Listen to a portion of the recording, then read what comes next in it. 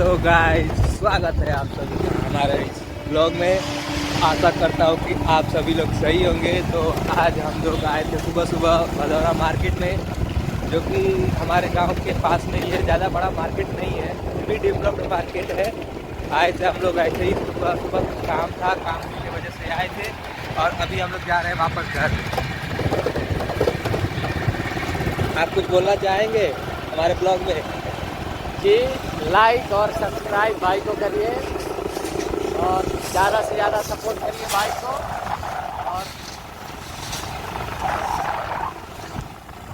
देखिए, हमारे हम लोग गाँव के जो करीब सबसे करीब स्टेशन है ये भदौरा स्टेशन है, आप लोग देख सकते हैं। और ये टेम्पो स्टैंड है, ये देखिए।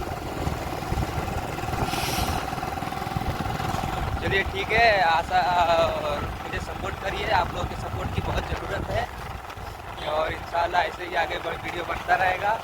ठीक है।